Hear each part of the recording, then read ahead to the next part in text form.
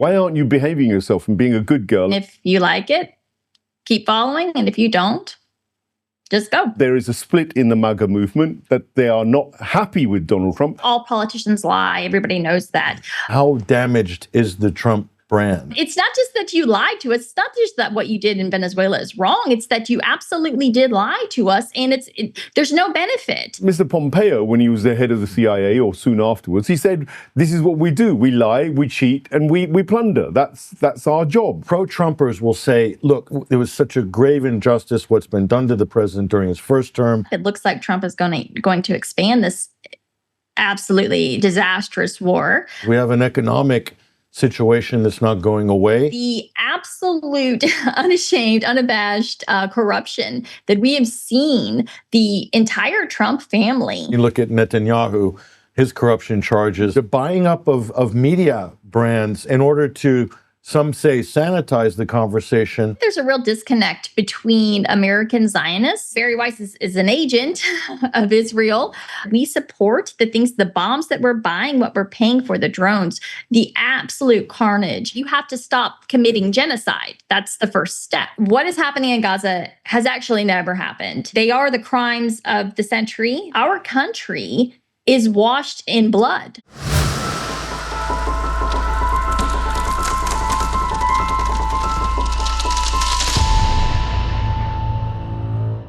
Hello and welcome to the Deep Dive Perspective. I've got a very special show today with two of my American friends who are going to educate us on what is going on in that nation. It's a nation which affects all of us. No matter where you are, who you are in the world, you cannot but be affected by what happens in the US of A. And with me in the studio is Patrick Henningson, who's no stranger to DDP. Welcome back, Patrick. Great to be with you. Journalist and analyst extraordinaire who's also got his own platform called the 21st Century Wire. Do like, share and subscribe to Patrick's channel. But our special guest today, and making her debut, is Mel Whitty. Welcome, yes. Mel. Mel is what I call people power. She's the kind of person who is not coming from the political echelons of corruption, which are essentially troubling most of the world, and especially in the US. There's this kind of syndicate of oligarchs who then have their chosen politicians, and they have a system which backs them all up, and they all end up, as far as I'm concerned, plundering the ordinary folk. Well, Mel is really the quintessential antidote to all of that, as far as I've seen from her expositions on X. Welcome to the show, Mel. Thank you so much for having me. I'm so happy to be here. So, Mel, let's kick off first of all. What got you into, making all this kind of political noise, and why aren't you behaving yourself and being a good girl and getting on with complying with the system? Right. That certainly was the question I was asked over and over after October 7th by all of my conservative comrades who definitely were not pleased to have someone with a small platform like I did. I think I had about 6,000 followers at that point. But I really kind of stood out right away when on the fifth day when I was saying that this is just wrong. What we're doing is wrong. And we shouldn't be supporting this. Israel is they're out of control. And so I got a lot of pushback early on. And I think that gave me some pretty tough skin. I already have some pretty thick skin, but I went through the conservative fires, should they say, about following October 7th into January 2024. And just all the cares went out the window. And I just decided I was going to start standing up for what I thought was right. And if you like it, keep following. And if you don't, just go. It's just let it all go. And people really seem to like that. Not everyone, but people are drawn to it. They are drawn to others who aren't afraid to speak up, even when it's not popular, right? Well, I think that makes you a kind of a champion of the people without wanting to be, which is even better, to be honest. But, I'm hearing a lot of this from the likes of Tucker Carlson, Candace Owen, and that made me home in on, as a novice with US politics, it made me home in on the MAGA movement, which of course was what brought Donald Trump into power. So the wave of Make America Great Again was what was used by Trump essentially to grab power again. Now, Tucker and Candace and co are ripping him apart on all sorts of platforms, which tells me that there is a split in the MAGA movement, that they are not happy with Donald Trump. Why isn't the MAGA movement happy with Donald Trump? So it's interesting, when Trump first came on to the scene, he was doing this kind of hodgepodge of America First, which was actually a movement in the U.S. in the pre-World War II era. It was an isolationist movement, and it was a populist movement. And when he brought in a lot of his advisors, they meshed it with Reagan's Make America Great Again, the MAGA slogan from the 80s, right? Which was definitely much more, has a lot more globalist undertones and whatnot. And eventually they just kind of pushed out that whole America First, isolationist, I don't want to say isolationist, but America First, like anti-war, anti-involvement in foreign wars. They were able to sideline the people that Trump had initially brought on. And he basically just became MAGA, and MAGA became Trump, and whatever Trump, said, or did, his policies and whatnot. Well, after he lost the 2020 election, he goes into this kind of, it's not like he went into hibernation or anything, but he did kind of fall back a little bit. And what do you know, the America First movement, it gained popularity, and it gained a lot of followers. Again, just this idea of putting America first, and this non-interventionist, that definitely sprang up when Ukraine war kicked off. You saw really strong opposition to American involvement, to America paying for this war on the right, none on the left, and Trump comes back 2024, and he really kind of latched onto that, right? And he tried to co-opt it again, and he did a pretty good job. He understood what he needed to say to win.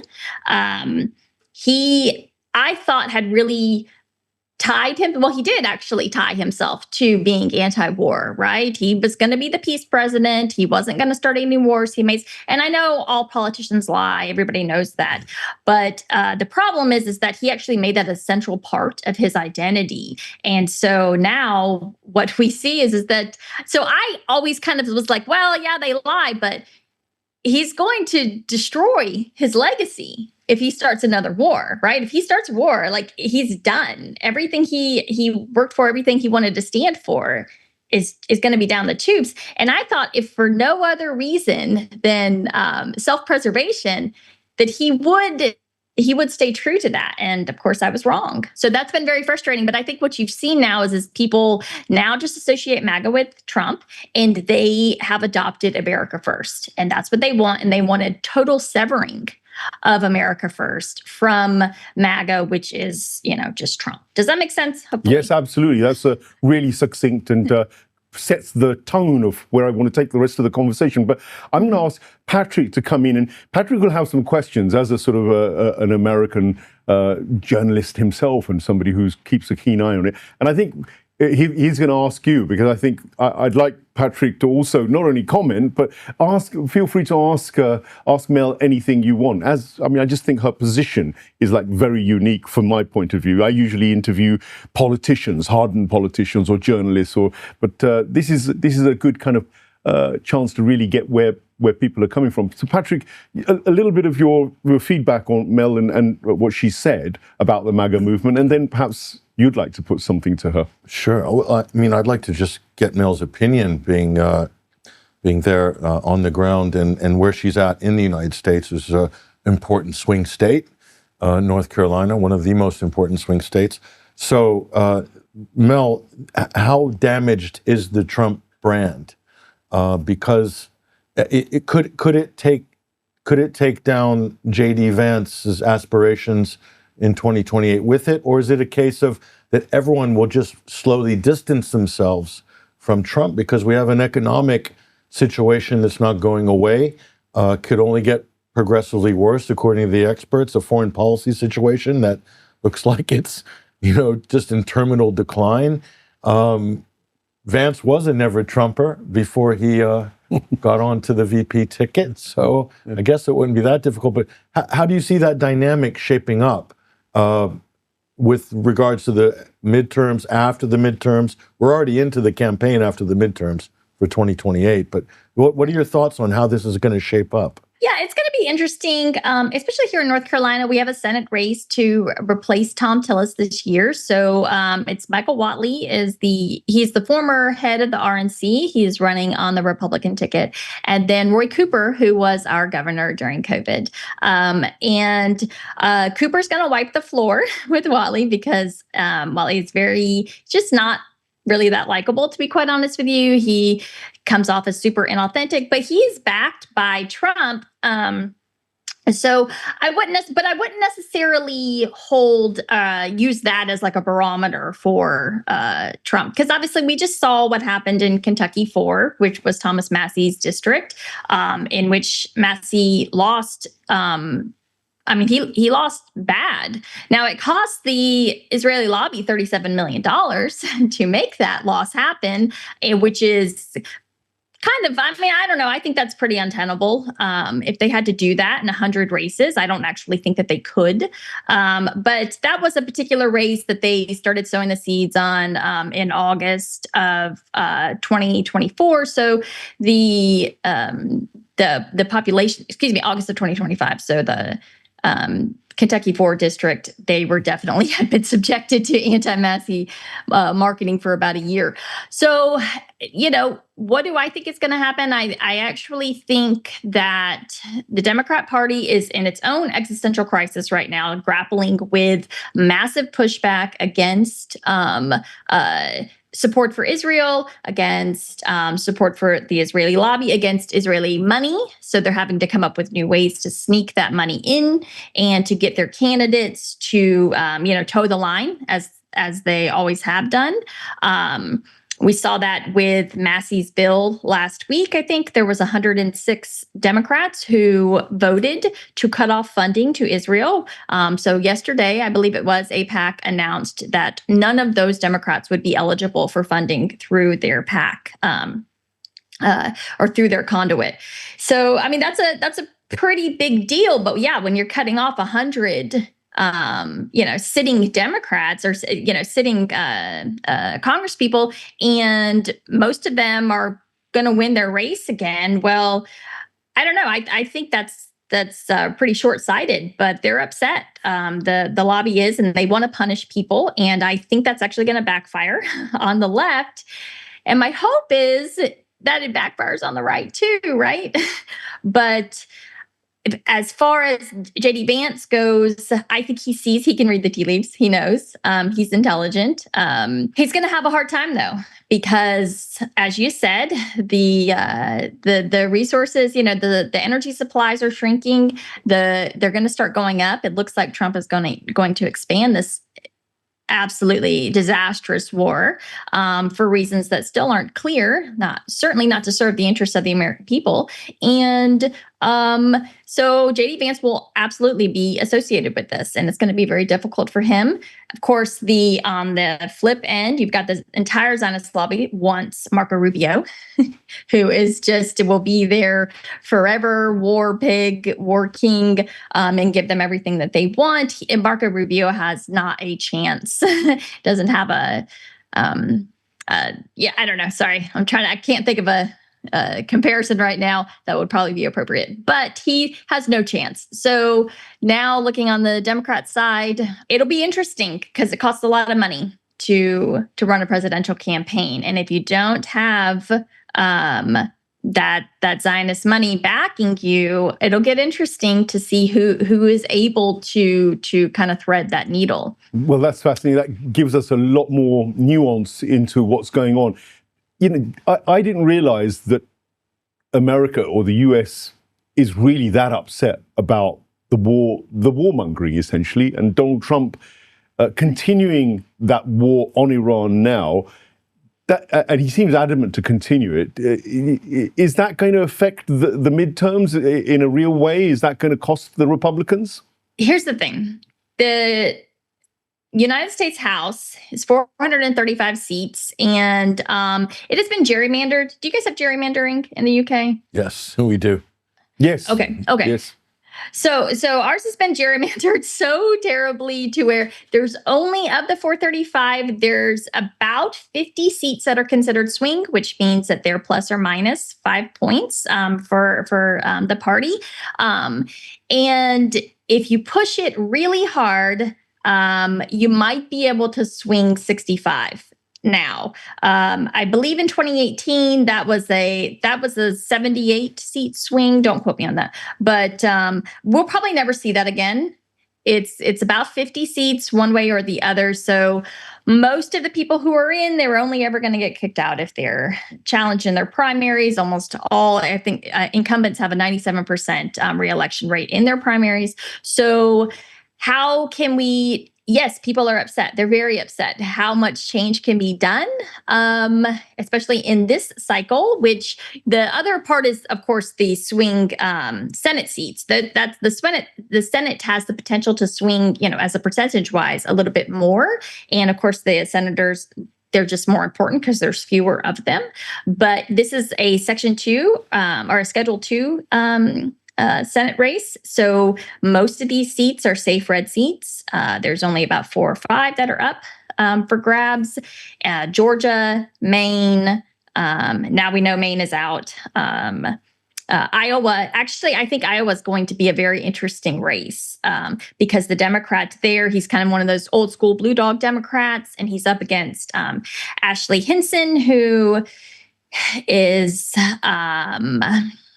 she's something. I'm not a fan. Tell us about her. Tell us more about her. About her?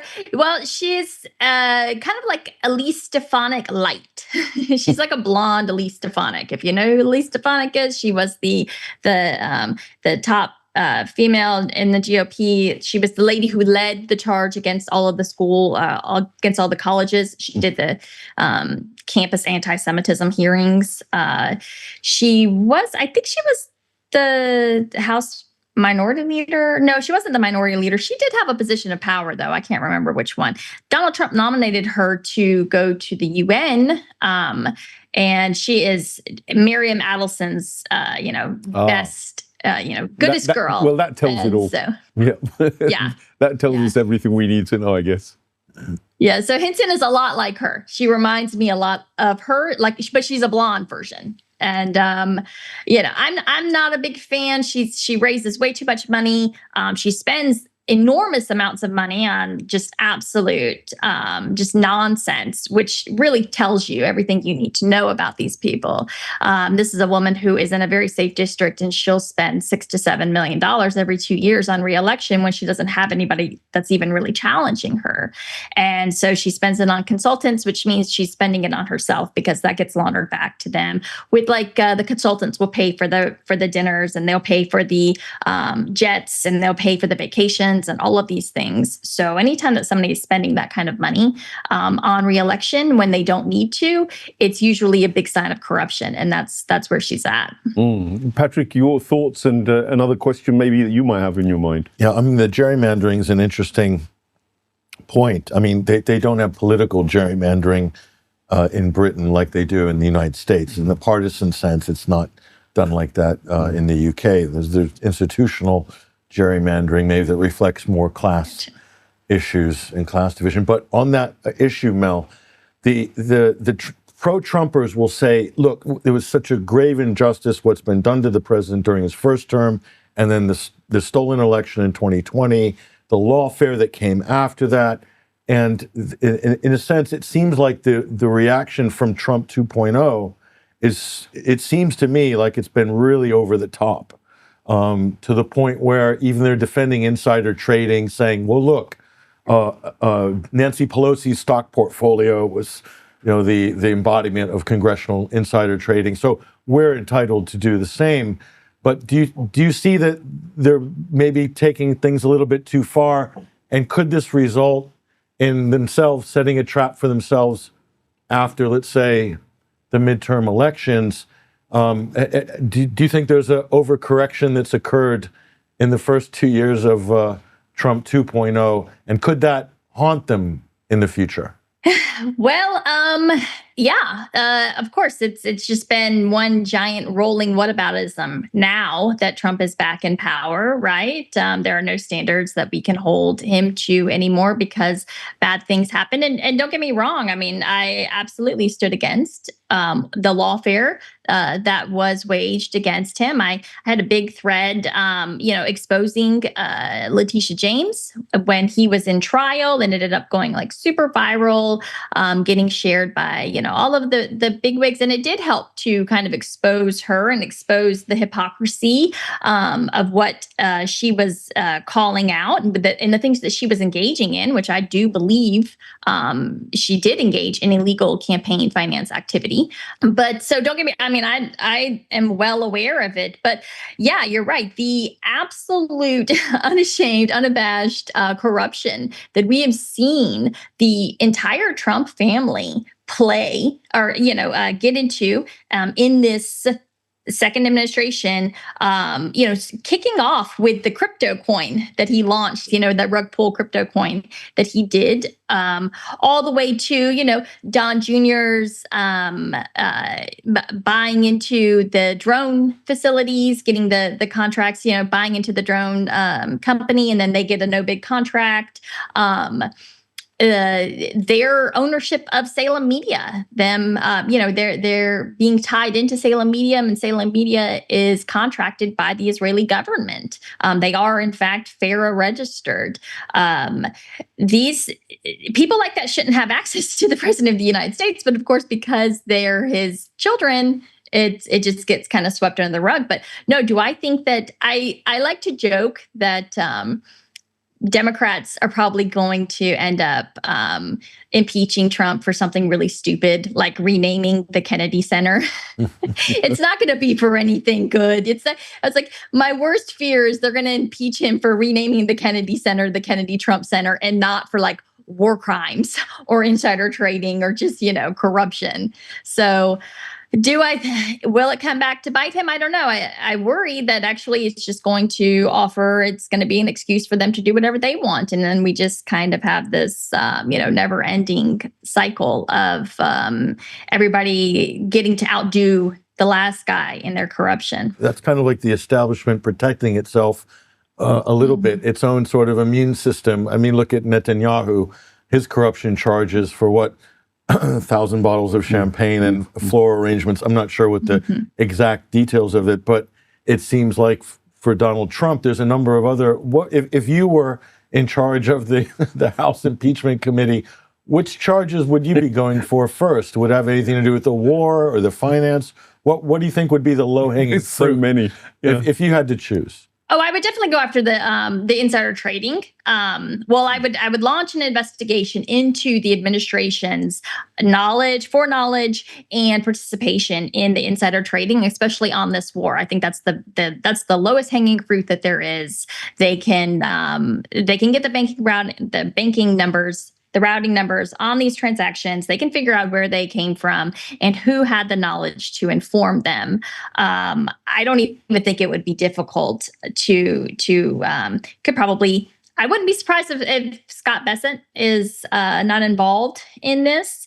I would definitely go after him for Venezuela. What happened in Venezuela and what is still happening in Venezuela is so corrupt. Paul Singer's fingers are all over Venezuela and what he has been able to secure with their oil companies. He's shutting down refineries. He's actually, a lot of people don't know this, but, Trump's like, wait, we took their oil and whatnot. Well, when the guy who controls that oil, the oil companies, when he starts shutting down refineries because he's a monopolist and he wants to reduce supply so that he can jack up prices, that is, it's not just that you lied to us. It's not just that what you did in Venezuela is wrong. It's that you absolutely did lie to us, and there's no benefit, right? It's actually going to hurt us even more. And I know that's a hard thing to say because I don't want to come off like, oh, if there was a benefit, I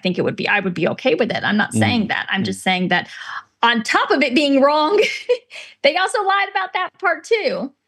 Even if you didn't want to touch Iran, you could go, there's so many things, right? Well, this business of plunder, of course, I don't think it seems to have come up before, but I'm fascinated as an outsider to see that this is really becoming a debate. Because Mr. Pompeo, when he was the head of the CIA or soon afterwards, he said, this is what we do. We lie, we cheat, and we plunder. That's our job. Or kill, I think was the actual word he used.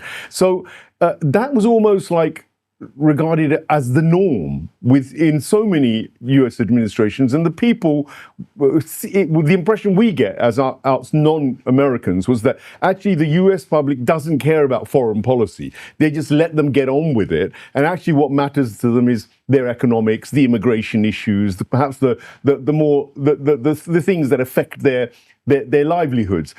I'm sensing that that's not the case anymore, Mel. Am I right? That people really have developed a conscience about this business of how America operates around the world? I mean, it's having an impact on the world. The world does not like the American administration, that's for sure. The majority of the ordinary people around the world, public opinion is going against the US, Israel, of course, but also the US. Does that matter to you guys? I think definitely now, Gaza is the first time that Americans have really gotten to see what happens during war. It's very interesting because even like Ukraine and Russia, we don't have images out of Ukraine, and I don't actually know what Ukraine looks like now, as opposed to, in Gaza, we get these videos, these images every single day. And this really is the first time that many people in America are seeing our foreign policy and the things that we support, the bombs that we're buying, what we're paying for, the drones, the absolute carnage that they wreak on civilian populations. What has happened in Gaza is the most indefensible, abhorrent. They are the crimes of the century. It is the event of really of our time. People who helped to facilitate it, fund it, defend it, will be remembered in history with shame. And so I hope that Americans are waking up to that, because our country is washed in blood right now. We have the blood all over our hands. And I know a lot of people will say, well, America has always been like that. And we can certainly have a discussion on that. But the thing is that what is happening in Gaza has actually never happened. It is different. There is no other event in modern history that can compare. And we can't deny it, right? It's in our face, on our phones, in 4K. And so, yes, I do think that Americans are absolutely, they do care. And I've never known an American that was like, they just hated people around the world. They're not like that. It's just there's a lot of apathy towards policy in general, unfortunately, and some of that's well-deserved. But no, I think Americans are absolutely waking up, and you're seeing it. You're seeing it in just a total rejection of the Zionist talking points, all of their efforts. I don't know if you saw last week that Politico ran a piece on Brad Parscale, who was Donald Trump's former campaign manager that was hired by Israel to turn the ship around. And apparently he made it worse, which again, these people are out of their minds if they think that they could just hire somebody like Brad Parscale and make it all better, right? You have to stop committing genocide. That's the first step, right? And they are, of course, willing to do that. So it's just going to get worse for them. Patrick, your thoughts on the shift in American views of foreign policy and what Mel's saying? I was just triggered by the mention of Brad Parscale there for a moment. Is the same guy that locked himself in a bathroom and threatened to commit suicide and had the orderly show up in the white coats? Was that the same Brad Parscale? Trump's former campaign manager. Yeah. Yeah, really tall. He's the one he got arrested. Yeah, well, he got caught stealing a bunch of money, and then he got arrested for domestic violence. And I do believe he had a mental health episode. He's perfectly he's a qualified to do what he's doing. But on that note, Mel, so you see this huge push from David Ellison, the Larry Ellison media cartel. They just got an okay, surprise, to buy up the Warner Brothers empire. That includes CNN, which will join the Barry Weiss-controlled CBS.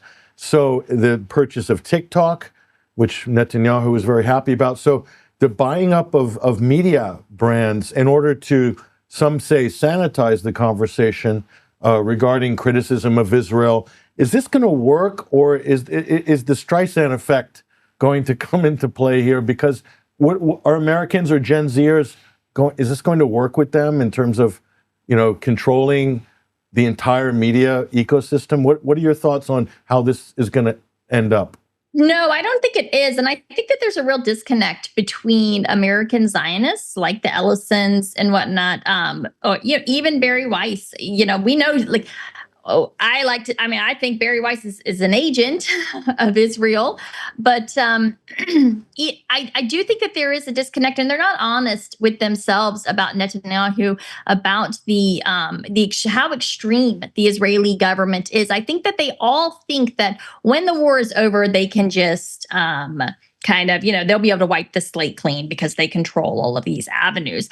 I don't think they're being honest with themselves about what Netanyahu wants to do, about what the fanatical religious right in Israel wants to do, and that they're not going to stop. So all of these efforts, I think that they most of them were done in an effort to kind of be able to control the narrative on the day after the war. And what I think they don't realize is that, and I truly believe this, is that Netanyahu and Likud and the far right of Israel, they don't actually have a plan for the day after. It is war in perpetuity, basically until they are stopped.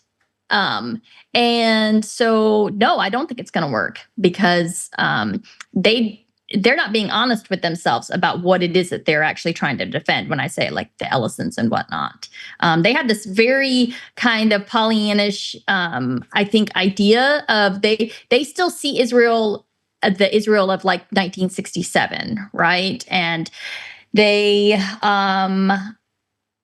and this is, I've talked to so many Zionist Jews privately, and they all kind of think that, and they don't know what to do about it because in their minds, Israel is something completely different than what it actually is.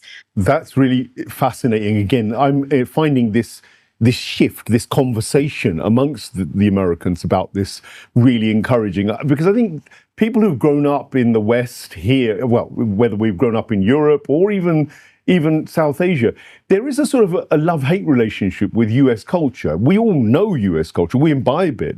Hollywood has done a great job. We all feel partly American. Actually, we all also like American people, by and large, even if we're being bombed by them sometimes, it seems. But there is a distinction. You were on the streets of Tehran just a few weeks or so ago, and the bottom line is that on the ground, people were asking. They would say some things like "Death to America," and then qualify it with "We really like Americans, but we don't like the administration." Tell me a bit about that sort of scenario, about how America's perceived now in the world, Patrick. Well, I can just say quickly, Iran. They generally like American culture. American cars, American media, movies. etc., is how a lot of Iranians learn English watching Netflix. When they say death, when the Iranian crowds might say, or the mosque, death to America, they're really talking about the American regime. They're talking about the system. They're talking about the kind of imperial largesse, if you will.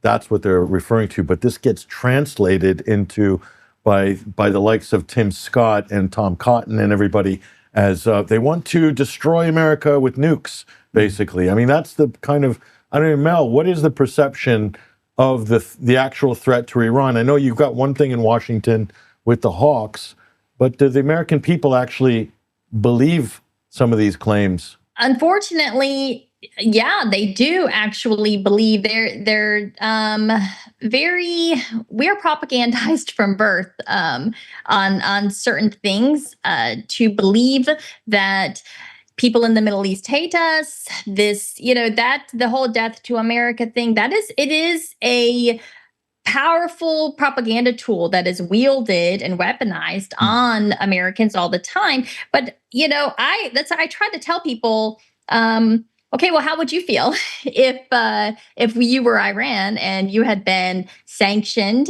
for decades and you had been, you had Israel coming in and committing political assassinations of your scientists, of your leaders.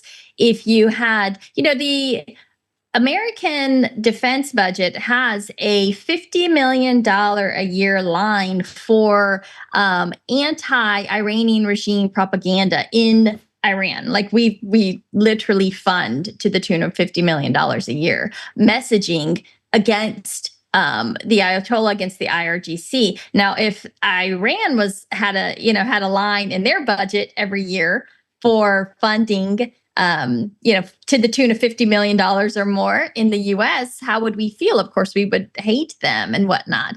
I don't blame any Iranians for not liking America. I don't blame them for being disgusted by our apathy and frustrated, by our apathy and disgusted by the actions of our government. But do I think that on the flip side, I don't know anyone that wants war with Iran. Literally, no one. I live in a military town. I do not know a single person that wants this war. Okay. And this would be the population, I assure you, that would want it. So this is not what we asked for. This is not what we voted for. We voted for overwhelmingly. The U.S. voted for no war with Iran. That's what was promised to us. It has been the biggest rug pull, I think, in at least 50 years. And this is certainly not at the will of the American people. I will say that. Well, that's powerful stuff. And I'm going to bring the conversation back now because we've dealt with the foreign policy and the failure of Donald Trump and the MAGA movement, which is where we began.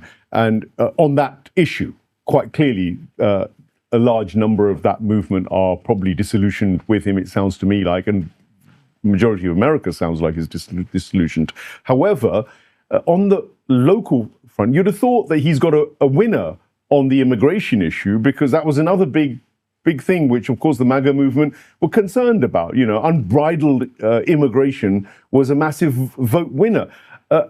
In terms of what Trump has done with ICE and whatnot, how's the movement feeling about that side of his campaign or his promise, if you like? Yeah, that one's not going that well either, is it?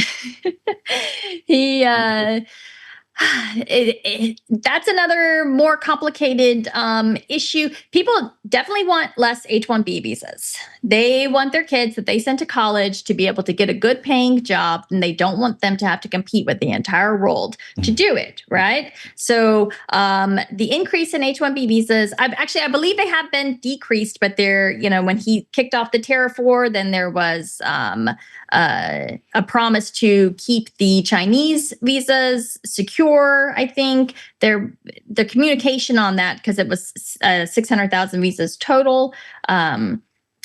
It was actually a promise to keep it stable, because that was over a period, I believe, of 3 years. So it's 200,000 each year, whereas he was threatening to drop it. But Yeah, so I do think that definitely they care more about the H-1Bs, and they do care about wage suppression, but at the same time, Americans aren't heartless. They don't like seeing hardworking people ripped out of their homes. Unfortunately, what you see a lot with ICE is them going after the very, very low-hanging fruit. When you see them arresting people who are actually going to their immigration meetings, going to doing the paperwork exactly right, because they didn't cross this T or dot this I somewhere, or because they made a quote unquote controversial post on social media, and you're deporting these people, it really ticks people off, and it makes ICE extremely unpopular. When you ban ICE from the place like the poultry center processing plants or the hotels and whatnot, it kind of gives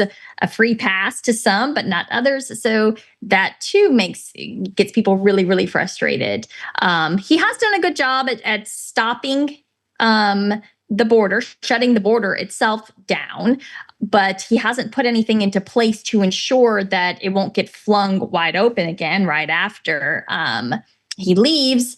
So again, there are just so many things that he could do that he hasn't done, that he hasn't focused on. And and then what do we get in its place? We get these just terrible scenes like what we saw out of Minnesota.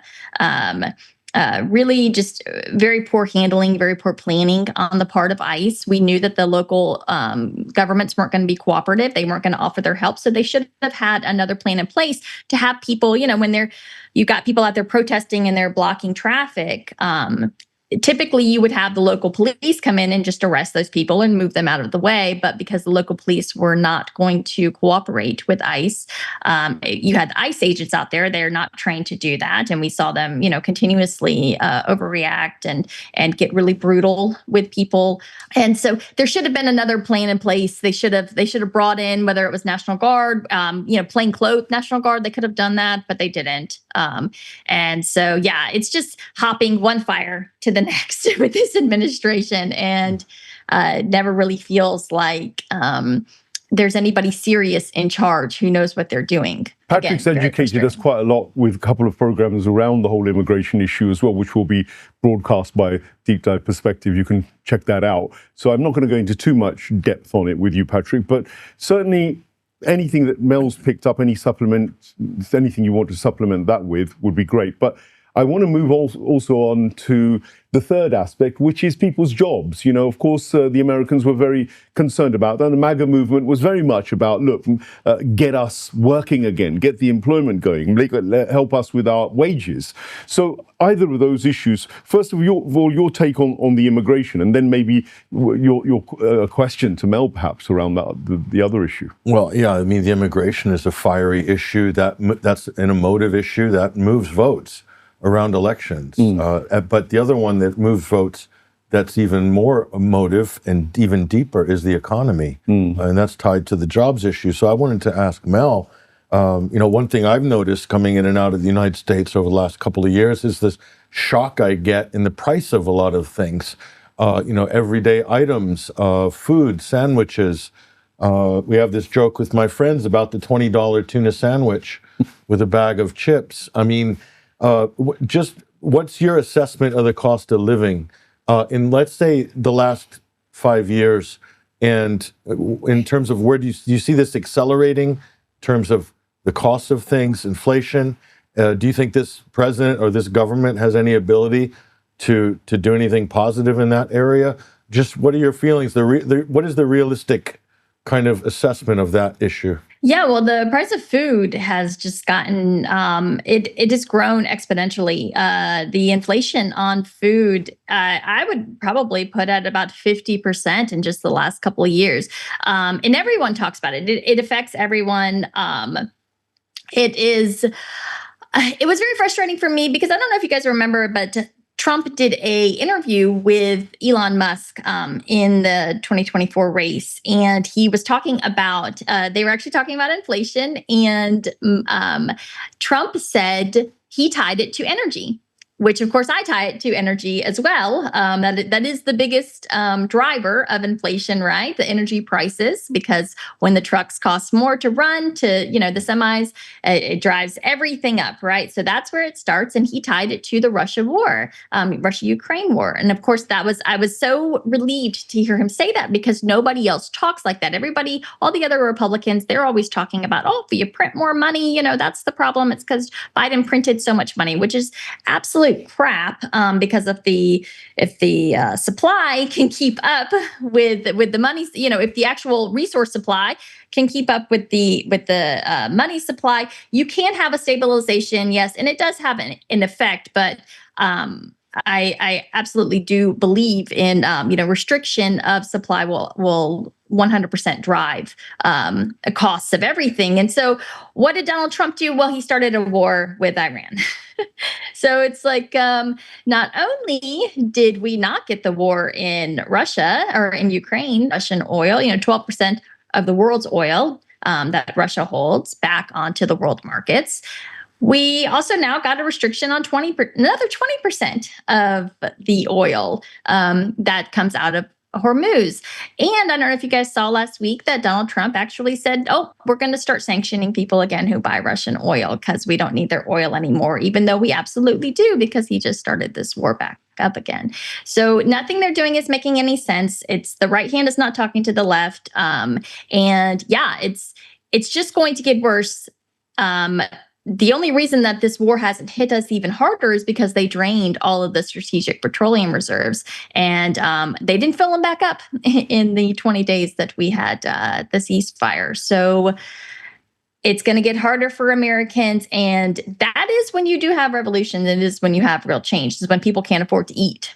So I think if nothing else, if our politicians were intelligent, they would figure something out, but they can't, because they are, for reasons still not quite clear, all beholden to the Zionist lobby. That's just kind of suicidal. I mean, the fact that realization is there, that the Hormuz 20% of the energy resources are shut down. Actually, the real statistics are that 40% of the usable crude oil goes through that Hormuz. So it's even worse than the original figures that were pushed around.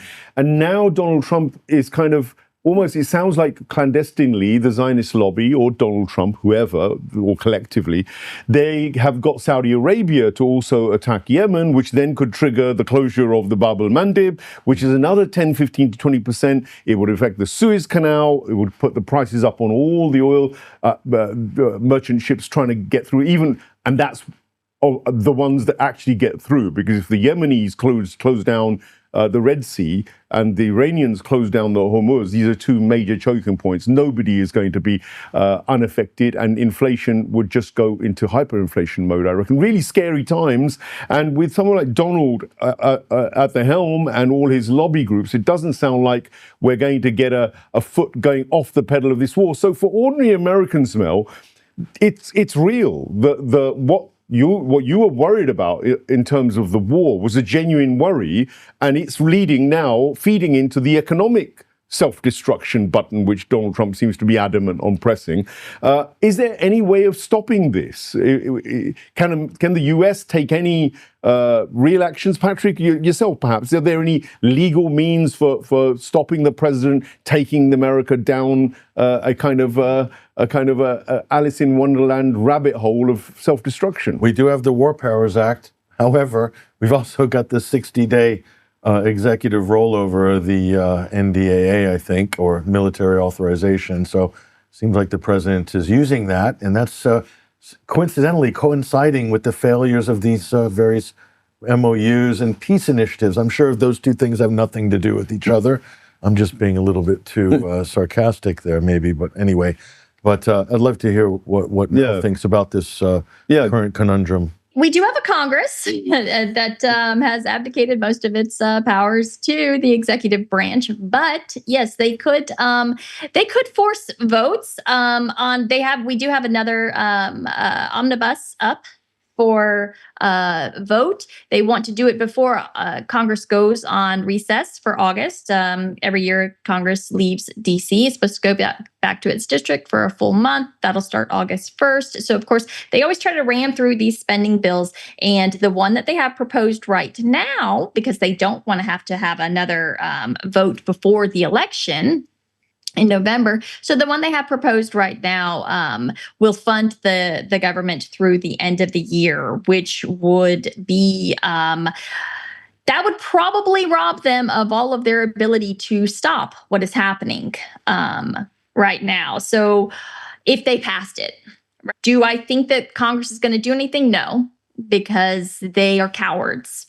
And we have a crisis of cowardice in this country, especially amongst our elected officials. You have a handful of ones. We have a handful of showboaters who stand up. They do everything. Some things. I'm okay with the showboaters if they're making good points. I actually don't care that much. But they absolutely could force a vote. Do I think they will? No. At a certain point, you do have to wonder if it's not all by design, right? Because, you talked about, Saudi Arabia bombing Yemen. That's just a completely unnecessary provocation on the part of Saudi Arabia, as far as I'm concerned. They lost that war. They should just let it go, but they won't. Yeah, I don't know. It's not going to be good. I know that when the gas is $6 a gallon, you're going to see unrest and uncertainty. It's going to kind of, sometimes I worry about it going back to like COVID days, when we saw with like the BLM riots and whatnot, when we had locked people in their homes for 6 weeks and then kind of let them out, and you just saw this kind of just brute aggression just unleashed. I think you're seeing it with people kind of obsessing over the flock cameras, which I'm not a fan of flock, but I've never seen people actually taking, attacking infrastructure like that. And so I do think you're going to start seeing more of these kind of isolated incidents, not knowing what to do. So they're just taking out their frustration on whatever it is that's like immediately right in front of them. Wokeism was also something that Trump was strong, and I can't not raise that and the MAGA movement. How's the tackling of wokeism going in the US? Well, we did have a big Supreme Court ruling on the 30th, I believe it was. It kind of got overshadowed because the Supreme Court struck down Trump's executive order on birthright citizenship. So, but there was another case upholding Kentucky law, or West Virginia law, sorry. And I believe it's Wyoming law. There were 2 states that joined in on this that banned boys from, transgender students from, boys from girls' sports, right? And the Supreme Court held it up. I would say that's a victory against wokeism. Certainly, whether or not your feelings, even my lefty friends, they don't want the boys in the girls' sports. They understand it's not fair. So they were fine with that. I think that they were actually relieved to not have to defend this anymore, just kind of, keep it at a state level. But outside of that, my hope is that the obsession with wokeism is going to go away. I think that there are issues. There certainly the pendulum had swung way too far to the left on a lot of the DEI stuff. I don't know if you guys ever saw any of those mandatory trainings on DEI. They were so nutso, right? So I think that a lot of that has just been kind of done away with. And so, I think they could probably claim a victory there.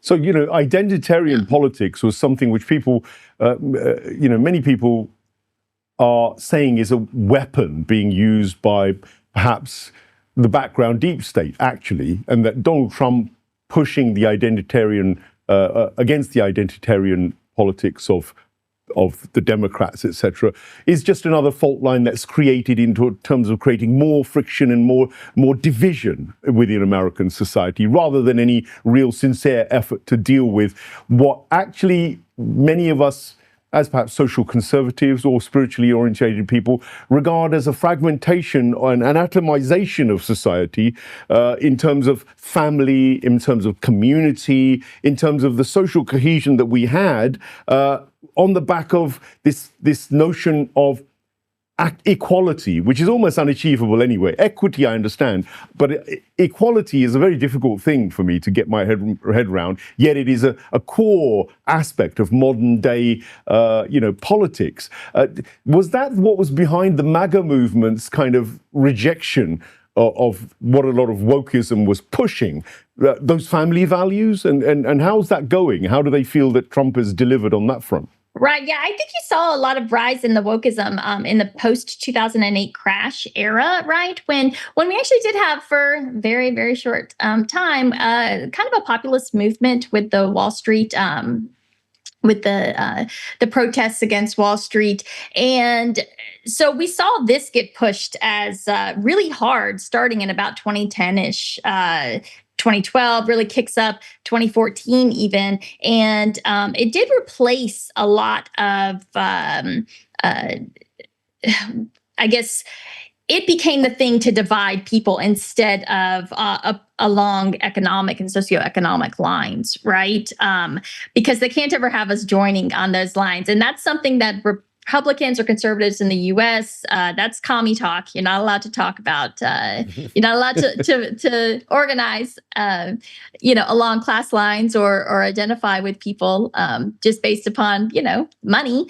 And it's very taboo. I don't know where Patrick grew up, but I know in the South, like, you just don't ever talk about money, and you never ever like organize or align with people based on stuff like that. So with Trump's economic populism, which is what he did absolutely rise, which is weird. I mean, obviously he's a billionaire, but he absolutely did rise to power, appealing on economic populist lines and telling the kind of the woke, the DEI, all of them to say, saying screw you.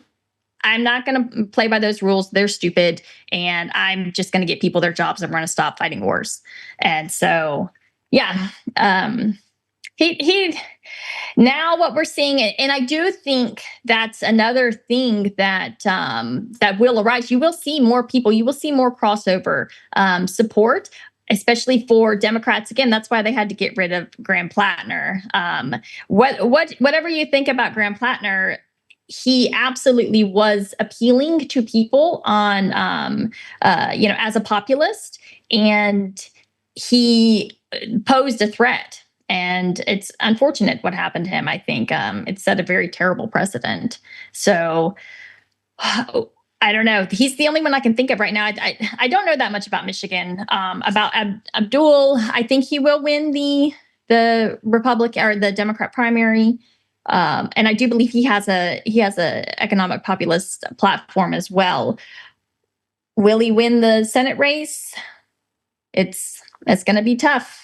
I was just talking with my girlfriend, she's a hardcore supporter of him. I think it's going to be very, very difficult. I hope he does, but yeah.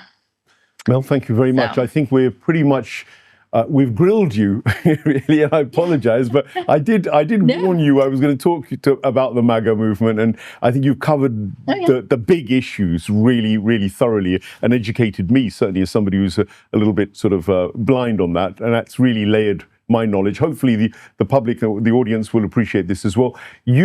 Patrick, your final thoughts, on some of what Mel has said, and the MAGA movement as a whole. People like Tucker and Candace Owen are really openly attacking Donald Trump now. It's not a hidden war. This is an open war of words within the Trump support base. It is, but you have to remember who fired the first shot. It wasn't Tucker and Candace. They were very magnanimous, and it was Trump who attacked them first, and that prompted their sort of defending themselves, and then basically unleashing their criticism open season on Trump. So you have to remember, Trump's an interesting character. He demands loyalty, but it's a one-way system with him. He doesn't actually extend that loyalty to all the people that supported him while he was facing prison sentences. And a lot of people went to jail for Trump. You have to remember the J6ers, he threw many of them under the bus as well. So, I mean, it's interesting how things flip in American politics, as Mel was saying, during the COVID period where the left were authoritarian and the Democrats were enforcing all of these things, and the civil liberties suddenly went from which the Democrat centrists used to champion civil liberties back in the day, and free speech and anti-pharma and anti-corporate, and all of a sudden that things shift and oscillate. Then now with right authoritarianism under Trump, now the left is rediscovering civil liberties. They're rediscovering all these things that maybe their parents or the Vietnam era used to champion. So I think, to me, that's fascinating how quickly American politics oscillates on some of these issues. It's just astounding, actually, to watch it in motion. Yeah. So, Mel, I am going to give you the last word. Your overview and your view about MAGA, where it goes from here. Will it fragment into those who are Trumpists and those who are, rebelling against Trump's failures around his promises? Will that form some sort of popular movement, do you think, as we see things unfold, perhaps spiral into the kind of disaster zone that you guys have been kind of hinting at? Do you think it's just going to grow bigger and something new will emerge as a result? Oh, I think you're definitely going to see the elevation and kind of the ascent of America First over MAGA. I think you're going to see a rise in isolationism in general. That used to be a dirty word on the right. You could never say that. You could never be an isolationist. And I've identified as that for a long time. And now I don't get any flack for it. I used to just get constantly people would, what about World War II? Kind of thing. Was always the immediate response to that. But so you're going to see a movement in that direction. And I do think that that's the space that's going to open up. I think, the old school. So what we're actually seeing now is that MAGA has been co-opted by the Mark Levins and those old school rhinos, those globalist Republicans, Reagan era Republicans, right? So that's going to be them, and it's going to appeal to about 30%, and then the rest is going to be up for grabs, and it's going to be America First. That's where we're going, baby. Some encouragement and some, of course, depressing stuff in there as well, but it's a mixed bag. Either way, we all need to get clued up about the US American political scene because it will impact the rest of us. Dwight Eisenhower was very interesting. He was an isolationist, I think, a man who saw war and understood what the consequences of war, a man who warned against the industrial military complex that was going to rise and probably knew very well that there was a corporate feudalism, which was a danger to both America and the world. Well, I think we're in that age now. We're beginning to wake up with the pally-pally actions of these kind of chaps like Mr. Thiel and the Ellisons of the world and Donald Trumps of the world. Politics and the transnational corporate sector, the feudal, techno-feudal, rising is a threat, I think, personally, to all of us as global citizens, not just to Americans and others. And I think the likes of Mel and the likes of Patrick are on the front line of really trying to wake people up and tell people the truth and actually to shift the power base back to the people. I love these kind of people, you know that. And as far as future goes, I'd love to have Mel back. She's a breath of fresh air. People on the grassroots being this politically motivated and educating others as well, and just telling the truth, not in it there for the money, not programmed by the system, not funded by the oligarchs, but actually just real people. That's why you need to support Mel with all of what she's doing. Mel, tell us where people can find you. You can, there's my dogs. You can find me on, I'm so sorry, Twitter. I am the Village Crazy Lady. There's no A in Village. It's kind of a joke from COVID era. And I have a Substack called Thoughts from the VCL.